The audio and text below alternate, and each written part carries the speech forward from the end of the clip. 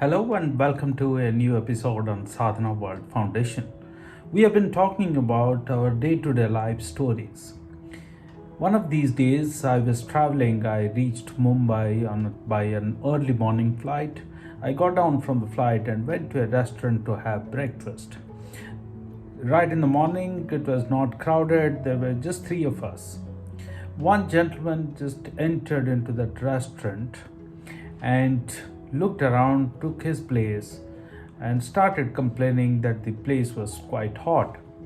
There was some light music playing in that restaurant, but he complained to the restaurant manager to shut it off.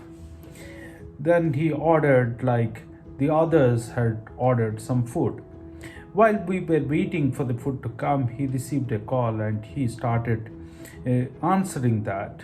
While he was talking on the phone, and since there were just four of us in that place, his voice was quite audible to the others. I could make out that he was upset, he was angry, he was arguing with someone, and he was visibly frustrated, he was irritated. So, in that kind of a scenario, he was kind of throwing tantrums at the people who were waiting at the table, and he wasn't too kind to people around. So, everybody could understand that he was having a bad day.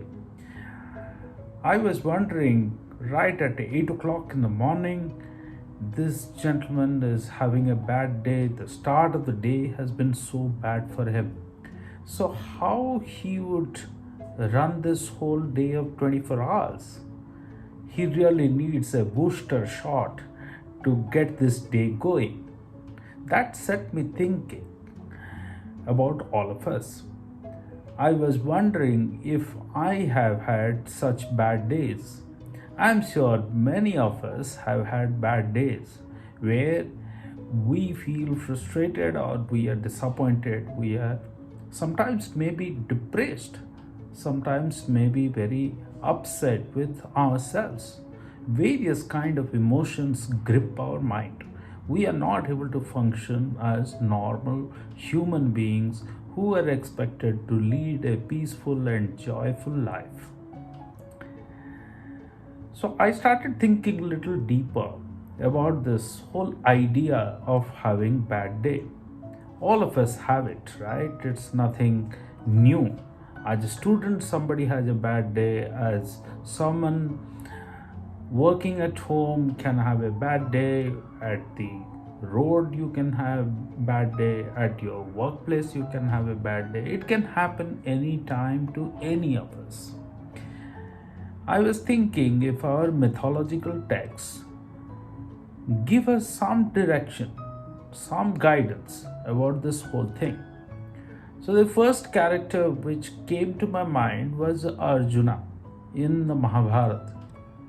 All of us know that right at the battlefield, he was struck by a moral dilemma.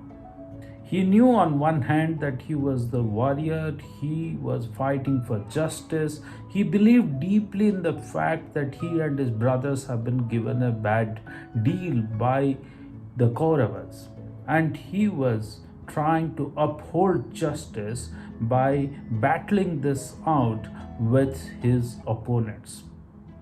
And the dilemma was that he was battling against his teachers, his friends, his relatives, his brothers. All the people on the other side were mostly known to him. So he was wondering whether this is worth fighting this battle. This is just an example. Clearly, he was having a bad day. So, what did he do? Like the Mahabharata says, that Lord Shri Krishna, who was his friend, philosopher, guide, was able to clarify to him that he was a warrior, he was leading the life of a normal human being in this physical world, and he was bound by the duties, by his responsibilities. His main responsibility as a warrior was to go into this war and fight this war, fight for the cause that he deeply believes in. and the entanglements or the attachments that he was bothered by, the attachments of friendship, the attachments of being a disciple of somebody, the attachments of love, affection, and goodwill with the friends who are on the other side, or the cousins and brothers and uncles who are on the other side, were bothering him. So Lord Sri Krishna helped him clarify what comes supreme. Is it the duty, or is it the emotion of staying attached with others? So this was a beautiful story. When we have a bad day, can we apply this to our lives? That it is the struggle between the sense of duty, the sense of responsibility, and the attachments which are clouding our mind. Take another example from the Greek mythology.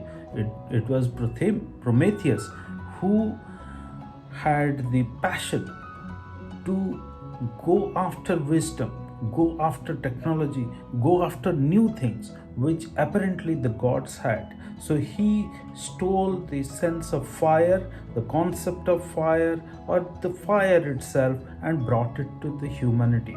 So this technology of fire became known to the human civilization, and the gods that time did not like this whole idea.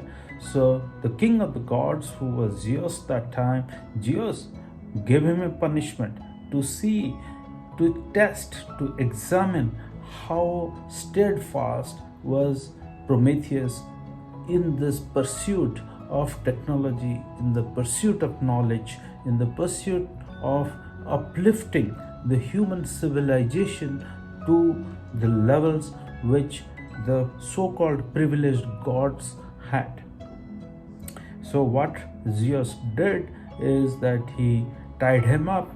He tied Prometheus up to a big rock, and he tied him in such a way that he cannot escape from it. And he sent a vulture every day to gnaw at his liver, to bite into his liver and eat a part of it every day. But liver being the liver, it grows every time. So Prometheus, being a super powerful person and was considered immortal those days, every night the liver will grow to its original form. Again, the next day the vulture comes and keeps biting, keeps hurting Prometheus. Of course, Prometheus was going through tremendous amount of pain. In this whole story comes Hercules, who finally saves him. What do we learn from this story? This story advises all of us that you may have a bad day. Prometheus was having a bad day every day for days together. Yet he was steadfast, he was resilient. So what does it teach us? It tells us that bad days can happen, but stay resilient, stay focused on the path of karma, on your duty. Don't get worried about the entanglements or the attachments which bother us. That's the teaching. I can go on and on from various such characters. I am sure many of you know many more than what I just told, the two stories. It's from our day-to-day life. We come across bad day, we now know that how should ideally we be dealing with these bad days.